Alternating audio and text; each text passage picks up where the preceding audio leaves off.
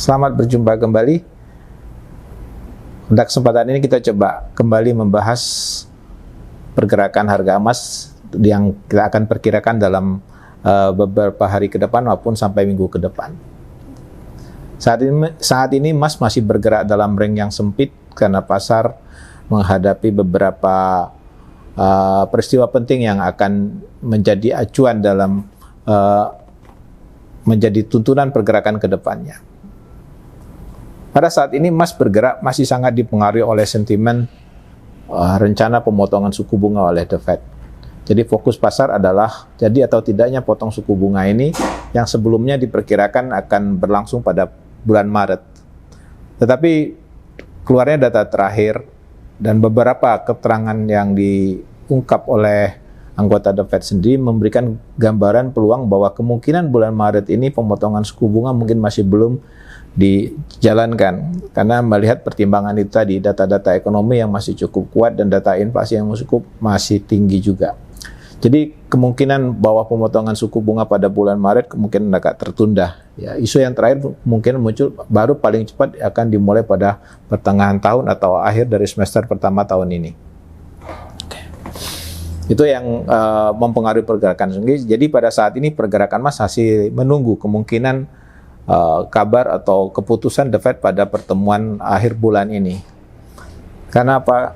Pada pertemuan ini nanti mungkin pasar akan melihat bagaimana The Fed dalam memberikan komentar untuk kebijakan ke depannya.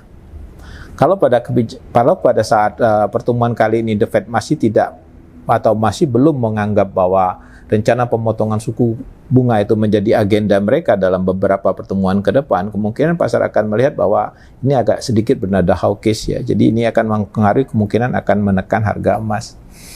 Ya, mungkin market juga belajar melihat kondisi tahun kemarin di mana perkiraan bahwa 2023 diperkirakan Amerika Serikat mengalami resesi, tapi kenyataannya bahwa sampai dengan akhir tahun 2023 kondisi ekonomi Amerika masih sangat baik. Nah, begitu juga dengan tahun ini, masih ada kemungkinan juga bahwa kondisi ekonomi masih tetap bisa bertahan atau tumbuh. Nah, ini yang mungkin yang akan sedikit menimbulkan keraguan masalah kecepatan pemotongan suku bunga.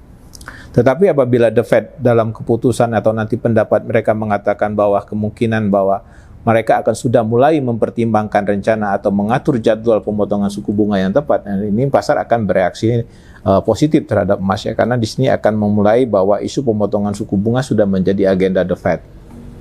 Jadi selama minggu ini walaupun ada data-data ekonomi penunjang yang kemungkinan akan menimbulkan spekulasi lagi memperkirakan keputusan The Fed, mungkin pasar masih akan tetap dalam ring yang sempit dulu sebelum keluarnya kemungkinan apa yang menjadi rencana The Fed ke depannya. Seperti contoh dalam minggu ini kan kita masih ada lihat data-data penting yang mungkin akan menjadi dasar keputusan The Fed, akan menjadi pertimbangan The Fed. Salah satunya adalah data GDP yang mungkin diperkirakan akan turun cukup banyak dibanding dengan yang data terakhir ya, dari sekitar 5% menjadi 2, sekian persen ya. Nah, ini secara pandangan bahwa kemungkinan akan ada perlambatan di ekonomi ini mungkin akan lebih cenderung bersifat dovish nanti The Fed dengan kalau melihat data ini.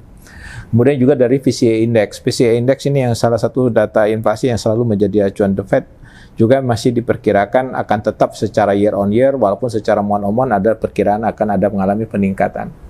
Nah, jadi kalau nanti data keluar misalnya di atas perkiraan, kemungkinan reaksi akan negatif terhadap emas.